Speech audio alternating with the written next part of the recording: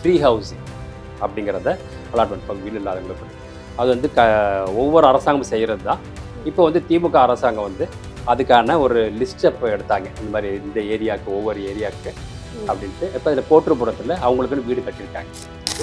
5 lakhs கொடுத்தீங்கன்னா உங்களுக்கு வீடு, ஒரு அப்பார்ட்மெண்ட்டு அப்படின்னு. இல்லை அவங்க அரசாங்கம் 5 lakhs கொடுக்கும், மிச்சத்தை நீங்கள் கொடுங்க அப்படின்னு சொல்லி 2-3 ஸ்கீம் இருக்குது. நேம் வைஸ் அலாட் பண்ணவே இல்லை திமுக. உங்களுக்கு இந்த ஏரியாவில் கொடுக்கலாம் இருக்குது அப்படிங்கிறாங்க. அது இப்போ வந்து எங்களுக்கு கொடு, அதனால தான் அந்த ஒரு வார்த்தை அவங்க சொல்கிறாங்க. வெளியிலேருந்து வரலாம் இது கொடுக்கக்கூடாது வந்து ஒரு தீமை கழகம் தான் அது திமுக. அதனால் அவங்க இதையும் செய்வாங்க, இதுக்கு மேலேயே செய்வாங்க. அவங்க தூண்டுதல் பேர் தான் இன்றைக்கி போராட்டம் நடக்கும் அப்படிங்கிறது எனக்கு தெரியும். பெண்களுக்கு வந்து பஸ் பாஸ் வந்து ஓசி பஸ் பாஸ். யார் சொன்னது? நீங்கள் தான் சொன்னீங்க. அப்புறம் துரைமுருகன் என்ன சொன்னார்?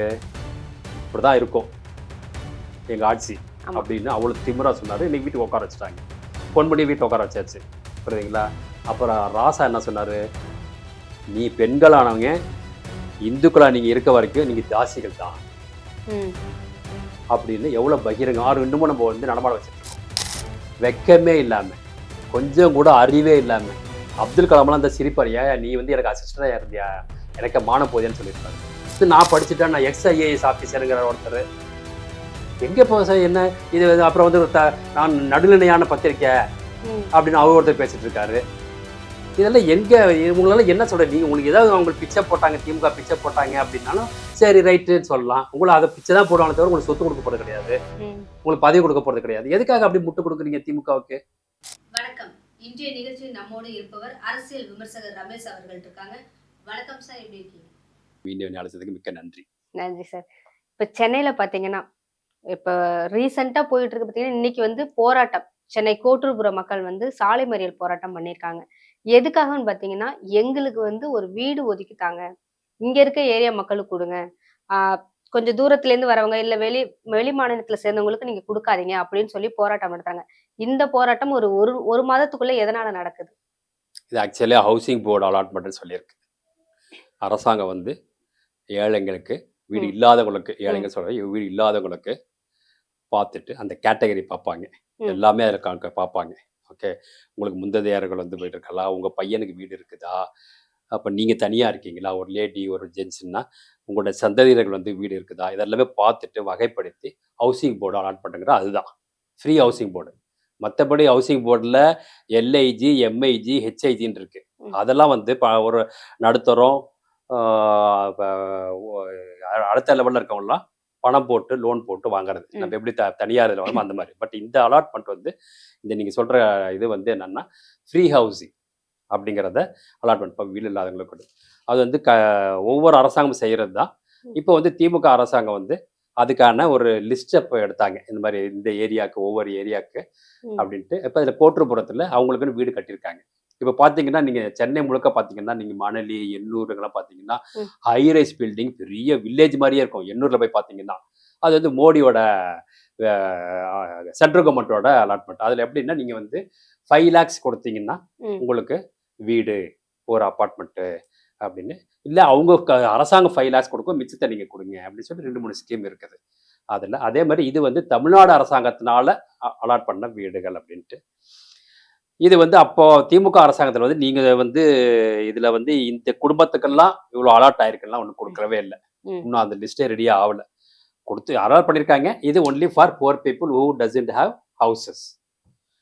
வீடு இல்லை அப்படின்னா கூட எல்லாருக்குமே கிடையாது. அது நல்லா புரிஞ்சுக்கணும். இப்போ நான் இருக்கேன், நான் புவர், எனக்கு வந்து வீடு இல்லை அப்படின்னா எனக்கு வீடு தரமாட்டாங்க. என்னை பார்ப்பாங்க, என் பையெல்லாம் படித்து வேலைக்கு போயிட்டானா, நல்லா இருக்கானா, இல்லை உங்களுக்கு மூதாதையர்கள் வீடு இருக்குதா அப்படின்னா உங்களுக்கு கிடையாது. ஓகே, தனிமையில் இருக்கவனுக்கு தான் பரம்பரையாக அப்படியே ஒரு பிளாட்ஃபாரத்துலேயோ ஒரு இதுலேயோ வாழ்ந்துட்டவங்களும் கலர். பட் அவங்களுக்கு நேம் வைஸ் அலாட் பண்ணவே இல்லை திமுக. உங்களுக்கு இந்த ஏரியாவில் இருக்கவங்களுக்கெல்லாம் இருக்குது அப்படிங்கிறாங்க. அது இப்போ வந்து எங்களுக்கு கொடு, அதனால தான் அந்த ஒரு வார்த்தை அவங்க சொல்கிறாங்க. வெளியிலேருந்து வரலாம் இது கொடுக்கக்கூடாது. இதே நேம் அலாட் ஆகியிருந்தால் இதை சொல்லணும்னு அவசியமே கிடையாது. அதனால் அது வந்து வெளியிலேருந்து கொடுக்காதாங்க, அலாட்லாம் ஆகலை. இப்போ இது வந்து தூண்டுதல் வந்து திமுகவோட தூண்டுதல் அப்படிங்கிறது தான் என்னுடைய அழுத்தமான ஆத்தென்டிகேஷன் கிடையாது. ஏன்னா திமுகவை பாரம்பரியமாக பார்த்து அது எப்படிப்பட்ட கட்சி. ஓகே, 2 விதமாக நான் சொல்லுவேன். இது வந்து ஒரு தீமை கழகம் தான் அது திமுக. அதனால அவங்க இதையும் செய்வாங்க, இதுக்கு மேலேயும் செய்வாங்க. அவங்க தூண்டுதல் பேர்ல தான் இன்னைக்கு போராட்டம் நடக்கும் அப்படிங்கிறது என்னுடைய இல்ல சார், ஏன் இவ்வளவு கோவம் வந்து திமுக மேல? திமுக மாதிரி சொல்றேனே, எப்படி வந்து அரசா இது காங்கிரஸ் வந்து இந்தியாவை 60 வருஷமா அப்பப்போ ஆட்சிக்கு வந்து நாட்டை சீர்கெடுத்து வச்சுச்சோ, ம். இன்னைக்கு பிஜேபி வந்து 12 வருஷமாவும் உன்னை சரி பண்ண முடியாம தவிச்சிட்டு இருக்காங்க இல்லையா? நல்ல நிறைய திட்டங்கள் பண்ணாலும், ம். இன்னும் வந்து ஒரு இந்தியாவின் பாரம்பரிய இந்தியாவை கொண்டு வர முடியல இன்னி வரைக்கும். புரியுதுங்களா? அதே மாதிரி இங்க திமுக வந்து அவன் 67 ஆட்சியிலேருந்து இப்போ வரைக்கும் விட்டு விட்டு வந்தாலும் தமிழ்நாட்டை சீரழிச்சு வச்சுட்டாங்க. எப்ப பார்த்தாலும் இந்த பெரியாரு, ஈவேரா, திராவிட மாடலு, ம். திராவிடம் இப்படியே ஆட்சியை கையில கொடுத்தாச்சு. அழகா ஆட்சி ஆளணும். ம். சனாதனம் வேணாமா? அதை ஒழிகள். ஈவன் நீங்க கூட கடந்த பேட்டில என்ன கேட்டீங்க ம். சனாதனத்தை பத்தி. நம்ம அப்ப சொன்னோம் சனாதனம் என்ன ஆப்ஜெக்டிவ் பேஸா, ம். ஃபிக்ஷன் பேஸ்டா, கற்பனை பேஸ்டா அப்படின்னு கேட்டோம். ஆமா. அவங்க வந்து அழிக்க முடியும்னா ஒரு ஆப்ஜெக்ட் வந்து அழிச்சிடலாம். இது வந்து வாழ்வியல் முறை. ம். இதை போய் நீங்க எப்படி அழிப்பீங்க? ஸோ அதனால வந்து அதே மாதிரி பேசிய இப்போ கூட பாரு இவ்வளோ அடி உதப்பட்டுமே ம். முதல் சட்டசபை இதுல பேச்சுல வந்து உதயநிதி என்ன சொன்னாரு? சனாதனத்தை ஒழிக்க வேண்டும் ஆமா. அப்படின்ட்டு போற. அப்ப நீ இன்னமும் அடங்கலல்ல. ம். இனிமேல் நீ வருவே நீ? சான்ஸே கிடையாது. இந்த ஒரு வாரத்திலும் கிடையாது. திமுக இனிமேல் கிடையாது. அவ்வளவுதான். இனிமேல் போட்டியே தமிழ்நாட்டுல டிவிகேவுக்கும் புதுசா வரக்கூடிய கட்சி இல்லையா இது மத்தியில் ஆளக்கூடிய தேசிய கட்சிக்கு தான் இனிமேல் திமுக அதிமுகவுக்கு கிடையாது. நல்லா எழுதி வச்சுக்கிங்க. இனி இது தமிழ்நாட்டுல திமுக பஸ்பமாயிடுச்சு. அவ்வளவுதான். இனிமேல் யாரும் போட மாட்டாங்க. சார், அதிமுக கூட ஓரளவு வராதா? அதிமுக உள் சண்டை அது வந்து ஒரு இது. பட் அதுமே வந்து ஆல்மோஸ்ட் கான் அப்படிங்கிறது தான். வரத்துக்கான வாய்ப்பு உண்டு. ஆனா இப்பயும் நம்மளே கண்கூடா பாக்குறோமே எல்லாமே பெரிய லீடர்ஸ் எல்லாமே அவங்களே அடிச்சுக்கிறாங்க, சேர்ந்துக்கிறாங்க, சபாநாயகர்ட்ட போய் கொடுத்துட்டாங்க, ம். நாங்க ஆதரவு கொடுக்குறோம்னு சொல்றாங்க, அதை திருப்பி வாங்கிக்கிறாங்க. இந்த மாதிரி குளறுபடிகள்லாம் இருந்தா மக்களுக்கு எப்படி? அதனால வந்து அது கஷ்டம். ஆனா அது வரலாம். தப்பு கிடையாது. தீய கட்சி கிடையாது. ம். பட் திமுக அவ்வளவுதான். இனிமேல் வராது. அவங்க கெட்டு போனது வந்து அவங்க வாயாலையும் அவங்களோட செயலாலையும் தான். இப்ப அதிமுகல பாத்தீங்கன்னா ஆல்ரெடி 4 எம்எல்ஏக்கள் வந்து ராஜினாமா பண்ணிட்டு தாவேக்கால ஜாயின் பண்ணிட்டாங்க. இதுல பெரிய ஆளுன்னு பாத்தீங்கன்னா வெல்லமண்டி நடராஜன். ஆமா, பெரிய ஆளுதான். எத்தனை வருடங்கள் அதிமுக கட்சியில இருந்தாரு. அவரே அங்க ராஜினாமா பண்ணிட்டு தாவேக்காக்கு வந்துட்டாரு. இப்ப பாத்தீங்கன்னா இபிஎஸ் அவர்கள் எதிர்க்கட்சி பதவியை இழந்ததால அவர் இருந்த ஒரு 10, 15 வருடம் இருந்த இல்லத்துல இருந்து வெளில போயிருக்காரு. இதெல்லாம் அதிமுக எந்த நிலைக்கு போகுது? அதான் அதிமுக அதான் சொல்றேன். நம்ம இந்த உள்கட்சி பூசல்னால காங்கிரஸ்ல உள்கட்சி பூசல் எப்போதுமே இருக்கும். நம்ம இதையும் நம்ம சொல்லியிருக்கோம். உங்க பேட்டியிலே சொல்லியிருக்கோம். ம். நீங்க வந்து நேரடி சினிமா ஷூட்டிங் இல்லாம நேரடியா அடிதடி பார்க்கணும், குத்து ம். சண்டை பார்க்கணும்னா நம்ம இது இருக்கு இல்லையா? அண்ணா இது அறிவாலயம். அறிவாலயம் இல்ல. ம். காங்கிரஸ் இது இருக்கு. சத்தியமூர்த்தி பவன். பவன். அங்க போனீங்கன்னா நீங்க பார்க்கலாம். ஓகேவா? அந்த மாதிரி தான் அதிமுகல இன்னைக்கு இருக்குது. ஸோ இது வந்து அவங்க சிந்திக்கணும், செயல்படணும். மாறினா உண்டு. இல்லைன்னா உங்களை நீங்களே மண்ணே வந்து யானை வந்து தன்னைத்தானே வாரி படுக்கிற மாதிரி இந்த மாதிரி ஆயிடும் அப்படிங்கிறது தான். இப்ப தாவேக்கா வந்து குதிரை பேரம்லாம் நடத்தல, யானை பேரம் தான் நடத்துறாங்க. அது நடத்துறது வந்துட்டு ஆதவ் அர்ஜுனா. தாவேக்கா கையில ஆதவ் அர்ஜுனா தான் இருக்காரு. மொத்தத்தையும் ஹேண்டில் பண்றது ஆதவ் அர்ஜுனா அப்படின்னு சொல்றாங்க. இந்த 6 மாசம் எதுவுமே சொல்ல முடியாதுங்க. அது ம். இருக்கதான் செய்வாங்க. இவ்வளோ பெரிய பதவி கிடைச்சது. ஏன்னா எங்களை மாதிரி சில பேருக்கு இன்னமும் வந்து உண்மையிலே அது விஜய் முதல் மந்திரி தானா அப்படின்னு தெரியல. ஷூட்டிங் பார்க்குற மாதிரி தான் இருக்கு. சினிமா பார்க்குற மாதிரி தான் இருக்குது. புரியுதுங்களா? அந்த இதில் நம்ம இருக்கிறோம். ஸோ அவங்களுக்கு ஒரு 6 மாசம் இது வந்து அவங்க நல்லா ஆளுவாங்களா, ஆள மாட்டாங்களா அப்படிங்கிறதுக்கு ஒரு 6 மாசம் டைம் கொடுத்து தான் ஆகணும். அந்த கிளாக் டவுன் பார்த்து தான் ஆகணும். அது பண்ண பிறகு தான் தெரியும். பட் அவங்களும் அரசியல் தான். தான் நிலைச்சு நிற்கணும். ஃபுல் மெஜாரிட்டி இல்லை. அதனால வந்து தாக்கு பிடிச்சிக்கணும், ம். இன்னொரு 15 பேரை கொண்டு வரணும் அப்படிங்கிற நிலைமையில அவங்க இருக்காங்க. அதுக்கு அதை எதையும் செய்வாங்க. காரணம் அரசியல். இது அதிமுக செய்யாம இருந்ததில்ல, திமுக செய்யாம இருந்ததில்ல, காங்கிரஸ் செய்யாம இருந்ததில்ல. புரியுதுங்களா? நம்ம இதுவே பார்த்தோம். அதிமுக வந்து சசிகலா ஜெயலலிதா இறந்தோடனே என்ன பண்ணாங்க? கூவத்தூர்ல எல்லாரும் உட்கார வச்சாங்க. அதனால எல்லாமே நடக்க தான் செய்யும். இது ஒண்ணுமே பண்ண முடியாது. ஈவன் இப்போ பெங்களூர்ல, கர்நாடகாவில் வந்து இப்போ இந்த இதுல இல்லை, சிவகுமார் இதுல இல்லை. ம். இதுக்கு முன்னாடி இங்கேருந்து போய் ஒரு ரிசார்ட்ல உட்கார வச்சாங்க. புரியுதுங்களா? அங்கேயே கொண்டு பாண்டிச்சேரியில் இருக்கிற ரிசார்ட்ல உட்கார வச்சாங்க. காங்கிரஸ் இருக்க மினிஸ்டர்ஸ் எல்லாம். ம். அது மாதிரி அது அரசியல்ல இருக்க தான் செய்யும். இப்ப அதிமுகல இருக்க பெரிய ஆளுன்னு பாத்தீங்கன்னா ஒரு 10 பேர் வருவாங்க. அந்த லிஸ்ட்ல இந்த விஜயபாஸ்கரும் இருக்காரு. அவரு வந்து டிஎம்கேக்கு வந்து ஜாயின் பண்ண போறதா அது தகவல் இப்ப ஒண்ணு நீங்க வருது. தான் சொல்றீங்க, எனக்கு ஆச்சரியமா இருக்கு. திமுக வந்து அழிஞ்சு போன கட்சி. அதுல போய் நீங்க என்னத்த பண்ண போறீங்கன்னு தெரியல, சொல்ல போறீங்கன்னு தெரியல. அவனா அடிச்சு இடிச்சிட்டு இருக்காங்க. ஸோ இது தாவேக்காக்கு வராங்கன்னா நம்ம ஏத்துக்கலாம். ம். பட் திமுகவுக்கு வந்து அவர் இன்னும் என்னத்த பண்ண போறான்னு தெரியல. காரணம் வேற ஏதாவது ரிலேஷன், அவங்க குடும்ப ரிலேஷன் பார்த்தீங்கன்னா அப்படி இருக்கலாம். ஈவன் இப்ப இந்த நம்ம இவங்க இருக்காங்கல்ல, யாரு லீமா தா ராஜா. இல்ல நம்ம யாரு பிரேமலதா, யாரவா பிரேமலதா, அவங்க வந்து எதுக்காக வந்து திமுக சப்போர்ட் பண்ணாங்க? ஏன் அவளு கூட சம்மந்தம் வைக்க சம்பந்தம் போறாங்க. வச்சுக்கணும். அந்த மாதிரி இது மாதிரி ஏதாவது இருக்கலாம் அப்படின்னு நினைக்கிறோம். ஸோ அந்த மாதிரி ஏதாவது இருக்குமே தவிர மற்றபடி, ஏன்னா அவருக்கு வந்து பெரிய பல கோடி சொத்து இருக்கு, ம். ஹாஸ்பிட்டல் இருக்கு. இங்க கூட சென்னையில ஒரு இப்ப நல்ல பேர் பெற்ற ஹாஸ்பிட்டல் வந்து புதுசு, அது கூட விஜயபாஸ்கர்னு சொல்றாங்க. நம்ம தெரியாம சொல்லக்கூடாது. ஸோ அதெல்லாம் பாதுகாக்கணும் இல்லையா? அதுக்காக கூட இருக்கிறதுக்கு வாய்ப்பு உண்டு. இப்ப திமுக கூட்டணி கட்சிகள்ல இருந்து ஒரு 3 கட்சிகள் வெளில வந்தாங்க சார். இப்ப விசிகாவுல இருந்து அமைச்சர் பதவி குடுத்திருக்காங்க. இப்ப எல்லாருக்கும் தான் குடுத்திருக்காங்க. ஆனா விசிகாவ மட்டும் விமர்சனம் பண்றதுக்கு என்ன? அவங்க தலித் கட்சிங்கிறதுனால திமுக வந்து அவங்கள அடிக்கிறாங்களா? அவங்க அதை செய்வாங்க. அது செய்யறதுக்கான வாய்ப்பு நிறைய இருக்கு. அதெல்லாம் ஒன்றும் பிரச்சனை இல்லை. ஆனா திருமாவளவன் வந்து பல ஆண்டுகளாக, பல டிகேடா, ம். 10 ஆண்டுகளா பார்த்தீங்கன்னா, அந்த மாதிரி பல டிகேடா அவங்க திமுக கூட தான் அவர் இருந்திருக்காரு. பல இதுல. இப்போ வந்து அந்த தீவுக்காக போகும்போதே ஒரு உளவாளியா தான் உன்னை அனுப்புனேன். நீ போய் இருக்கணும் அப்படின்னு சொல்லி அனுப்புனாங்க திமுகவ. நீ அங்க போய் ஆதரவு கொடு. ஆனா அங்க பதவியை ஏத்துக்காத. ம். எங்களுக்கு வந்து அங்க நடக்கிறதெல்லாம் சொல்லு. அந்த கட்சியை அழிக்கணும். ம். அப்படிங்கிற மாதிரி தான் அரசல புரசலா பேசப்பட்டது. அவர் ஒரு உளவாளியா தான் போனாரு. நம்ம அதையும் நம்ம சொல்லியிருக்கோம் அதுக்கு முன்னாடி. ஆமா. ஓகேவா? ஆனா இப்போ பதவியே வாங்கிட்டாங்க. ம். இனிமேல் யாருக்கு நன்றி கடனா இருப்பாங்க? தாவேக்கா. தாவேக்காக்கு தான் நன்றி கடன். அதுவும் என்ன சமூக நீதி சமூக நீதித்துறை. இதுக்கான ஒரு மந்திரி பதவியை வந்து வன்னி அரசு கொடுத்துருக்காங்க. அதுக்கான அவர் சரியானவர்னா கிடையாது. பட் கொடுத்துருக்காங்க. அப்படிங்கும்போது அப்ப அவங்க தான் நன்றியா இருப்பாங்க. அப்படிங்கிறதுனால இவருக்கு ஆத்திரம் தாங்க முடியல. ஆல்ரெடி காங்கிரஸை வறுத்து எடுத்துட்டாங்க திமுக. ம். ஓகே. இப்ப நம்ம கேட்கறது என்னன்னா, நீ வச்சிருந்தல இத்தனை வருஷமா பல ஆண்டுகளா திமுக, நீ நேற்று தடவை வின் பண்ணிருக்க. அவங்களுக்கு ஏதாவது பதவி கொடுத்தியா? இல்ல. காங்கிரஸ் வந்து 67ல தமிழ்நாட்டுல இருந்து போனது. இன்னைக்கு திருப்பி வந்து அவங்களுக்கு ஒரு மதிப்பு கூட அவங்களுக்கு கொடுக்குறாங்கல்ல. ம். அப்ப நம்ம வந்து என்ன இதுல இருந்து நமக்கு வித்தியாசம் பார்க்கலாம். திமுக எப்படிப்பட்ட கட்சி, மத்த கட்சி இவங்களுக்கு பதவி கொடுக்குறாங்க இல்லையா, அந்த கட்சி எப்படிப்பட்ட கட்சி அப்படி நம்ம பார்க்கலாமே. ம். ஸோ உள்ளே வச்சு உங்களுக்கு பதவியும் கொடுத்து அழகு பார்க்குறாங்க அப்படின்னா, ஏன் அப்போ அது ஆத்திரம் தான் திமுகவுக்கு. இனிமேல் இவங்க திமுக வரதுக்கான வாய்ப்பு கிடையாது. இவங்களும் இனிமேல் வரதுக்கான வாய்ப்பு கிடையாது. இப்ப திமுக கட்சி என்ன பண்றாங்கன்னா, மாவட்ட ரீதியா வந்து கூட்டம் போட்டு நம்ம ஏன் தோத்தோம்? எதுக்காக தோத்தோம்? நம்ம என்ன பண்ணணும்? என்ன நம்ம மக்களுக்கு செய்யல? அப்படின்னு இப்ப கூட்டம் போட்டு அப்படியே கூட்டம் நடத்திட்டு இருக்காங்க ஒவ்வொரு மாவட்டத்துக்கா. அதுல எந்த பலனும் கிடையாது.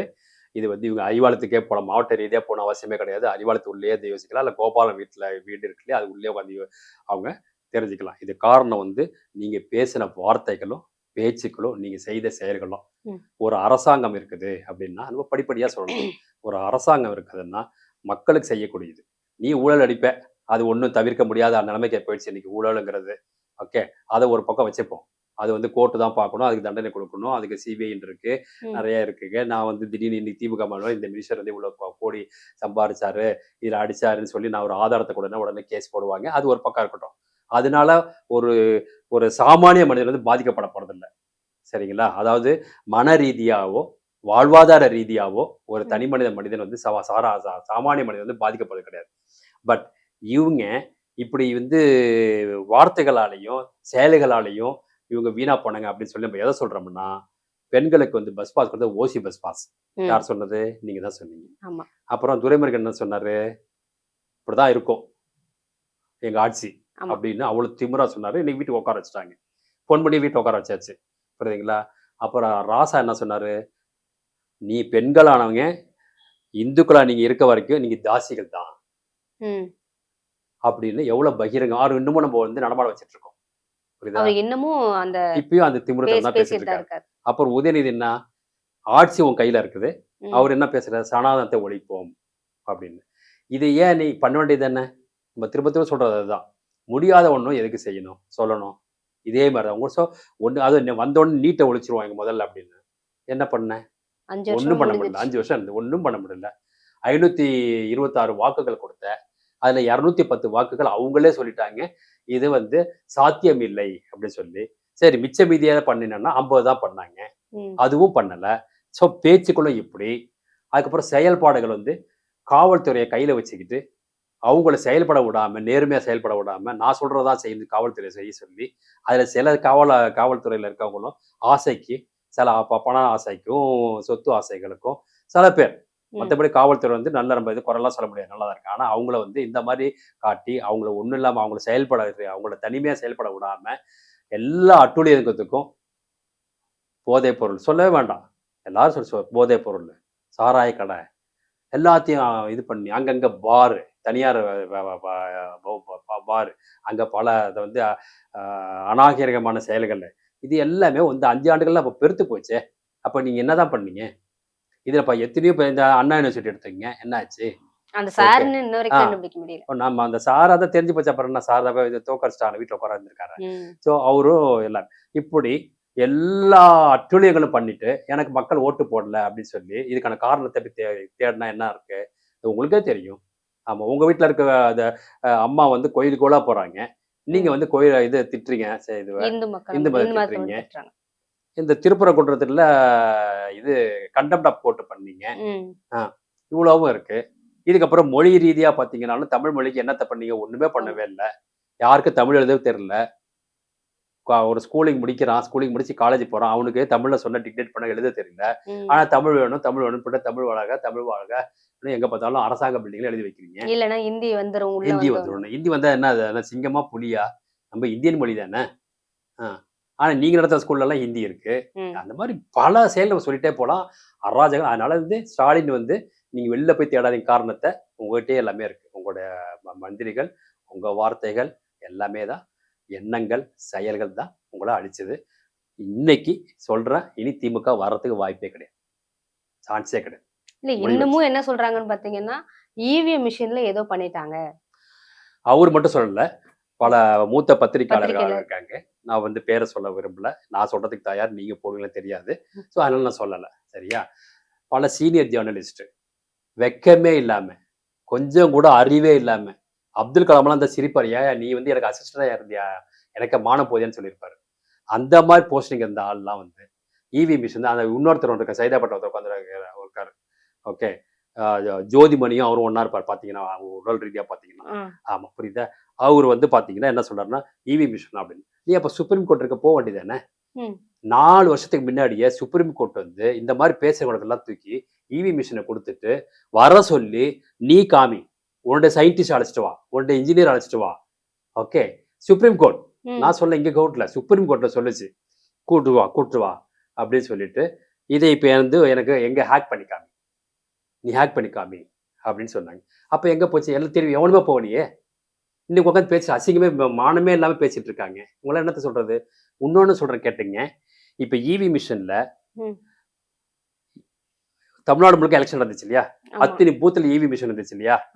அத்தனை மிஷின்லயும் ஒவ்வொரு கட்சிக்கும் இப்போ திமுக அப்படின்னா முதல் ரோல தான் வரும். எல்லா மிஷின்லயுமே எடுத்தா முதல் ரோல திமுக வரும், 2வது ரோல அதிமுக வரும், 3வது ரோல டிவிகே வரும் அப்படின்னு சொல்லி இருந்திருந்த நாள் வரத்துக்கான நம்ம வாய்ப்பு இருக்குன்னு சொல்லலாம். அப்ப கூட இப்ப இந்த பூத்துல பாத்தீங்கன்னா 1ஆம் நம்பர்ல திமுக இருக்கும், பக்கத்துல இருக்க பூத்துல பாத்தீங்கன்னா 8ஆம் நம்பர்ல திமுக இருக்கும். இங்க திமுக இப்ப யாரு உட்காந்து பண்ணிட்டு இருப்பாத அங்க? அப்ப அந்த மிஷின் எப்படி வந்து பண்றாங்க? கட்சி ரீதியா கிடையாது, அங்க நிக்கக்கூடிய கேண்டிடேட் ரீதியா. இப்ப நான் ரமேஷ் சொன்னா, நான் என்னதான் சொன்னா திமுக இருந்தா கூட ஏன்னா கீழே தான் வருவேன், ABCDன்னு போய் கிடைச்சதான் வருவேன். நான் வந்து சுயேட்சையா இருந்து அருணாச்சலம் சொன்னா நான் மேலதான் வருவேன், புரியுதா? டாப்ல தான் வரும். ஸோ ஒருத்தருடைய கேண்டிடேட், அதாவது வேட்பாளருடைய அல்பாபெட்டிக்கல் ரேட்ல தான் அந்த மிஷினே பண்றாங்க. எப்படி ஹேக் பண்ண முடியும்? ஒவ்வொரு மிஷின் உட்காந்து பண்ணிட்டு இருப்பாங்களா? அறிவு வேண்டாம், ஒரு காமன் சென்ஸ் வேண்டாம். ஸோ அது பண்றதுக்கான வாய்ப்பே கிடையாது. ஒண்ணு கோர்ட்ல சொல்லிட்டாங்க, காமிங்கன்னு சொல்லிட்டாங்க. 2வது நீ யோசிக்கணும், இது எப்படி வந்து செட் பண்றாங்கன்னு யோசிக்கணும். அதுவும் உனக்கு தெரியல.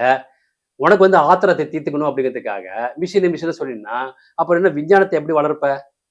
இன்னைக்கு ஏஐ போயிட்டோம், குவாண்டம் போயிட்டோம், எங்கேயோ போயிட்டோம். நீ லூசத்தனமா மாதிரி பேசிட்டு இருந்தா, இதுல வந்து நான் படிச்சுட்டேன், நான் XIAS ஆபீசருங்கிற ஒருத்தர் எங்க போ என்ன இது? அப்புறம் வந்து நான் நடுநிலையான பத்திரிக்கை அப்படின்னு அவர் ஒருத்தர் பேசிட்டு இருக்காரு. இதெல்லாம் எங்க இவங்களால என்ன சொல்ற நீங்க உங்களுக்கு ஏதாவது அவங்களுக்கு பிச்சை போட்டாங்க திமுக பிச்சை போட்டாங்க அப்படின்னாலும் சரி ரைட்டுன்னு சொல்லலாம். உங்களை அதை பிச்சை தான் போடுவாங்க தவிர உங்களுக்கு சொத்து கொடுக்க போறது கிடையாது, உங்களுக்கு பதவி கொடுக்க போறது கிடையாது. எதுக்காக அப்படி முட்டு கொடுக்குறீங்க திமுகவுக்கு? இல்ல வரமாட்டாங்க அப்படின்னு சொன்னாங்க. வரமாட்டாங்க வந்து வரமாட்டாங்க ஆண்டுகிட்டு இருக்கமோ அது மிஷின் மேல தப்பு. விஷயம் மேல தப்பு. இப்ப அவங்க ஜெயிச்சிருந்தா அதான் அப்ப அது அப்படிதான். பின்ன என்ன அவங்க அவங்க அதான் சொல்றேன், மூளை இல்லாதவன்னு சொல்லிட்டேன். அப்புறம் அவங்கள போய் என்னத்த பேசுறது? எல்லளவும் கிடையாது. ஒரு லேமேனுக்கு இருக்கக்கூடிய நான்லாம் ஒரு லேமேன், சராசரி ஒரு நாளா அவ்வளவு அறிவாளி கிடையாது, ஒண்ணும் கிடையாது, ஒண்ணும் கிடையாது, லேமேன். எனக்கு இருக்க அறிவு கூட அவங்களுக்கு இல்லையே. நீ வந்து ஐஏஎஸ் ஆபீசருங்கிற, பெரிய சமூக ஆர்வலர்னு சொல்ற, இந்த கட்சியில இருந்தேங்கிற, நான் மூத்த பத்திரிகையாளருங்கிறேன். நீ ஊடகங்கள்லாம் இன்னமும் அப்படியே வைத்தறிச்சல் இருக்குது. இந்த இந்த இப்ப புது திமுக வரலையே அப்படின்ட்டு. ஏன்னா அவ்வளவும் உங்களுக்கு எல்லாம் தெரியாது. 5 வருஷம் முன்னாடி இந்த ஊடகவியல்கள்லாம் இந்த பீச்ல இருக்க காந்தி சிலைக்கு கீழே நிப்பாங்க. இன்னைக்கு எப்படி பிஜேபி எடுத்து பேசலாம், இன்னைக்கு திமுக எப்படி பேத்து பேசலாம், எப்படி மடக்கலாம், இதுதான் அத்தினி மூது பத்திரிகையாளர்கள். புரியுதா? இதுல நானுமே எனக்கு நல்லாவே தெரியும், பிசிக்கலா நான் பார்த்திருக்கேன். அதுக்கப்புறம் கண்டுபிடிச்சு சொன்னதுக்கு அப்புறமா கலைஞ்சிட்டானுங்க. எங்கேயும் அப்புறம் வேற எங்க வச்சு பண்றாலும் தெரியாது. அவன் ஊடகத்துல நீங்க வேலை செய்யணும்னா இங்கேயே ஈக்கடுத்தாங்கல்லையே ஊடகத்தை வேலை செய்யணும்னா நீங்க ஈவேராவோட டிஷர்ட் போட்டுக்கணும். என்ன அயோக்கியத்தேனும்? அப்ப எங்கெங்க ஊடகம் வந்திருக்கு, எப்படி இருக்கு? இன்னைக்கு உங்களை மாதிரி சின்ன சின்ன சேனல் வந்து யூடியூப் சேனல் பண்ணதுனாலதான் இந்த மாதிரி நம்ம பேசவே முடியுது. இப்ப நானே ஒரு டிவில போய் பேசினப்பா இந்த எலெக்ஷன் ரிசல்ட் வந்தப்போ என்னை பாதிலேயே கிளப்பி அனுப்பிட்டாங்க. நம்ம உண்மையை சொன்னதுல கிளப்பிட்டானுங்க, வெளியே அனுப்பிட்டாங்க. காங்கிரஸுக்கும் திமுகவுக்கும் அப்படியே ஆதரவா. இன்னைக்கு ரெண்டுமே ரெண்டா பிரிஞ்சு போச்சு. இப்ப என்ன பேசுவாங்க? அதனால வந்து இங்க வந்து ஒஸ்ட் காரணம் முழுக்க முழுக்க திமுக.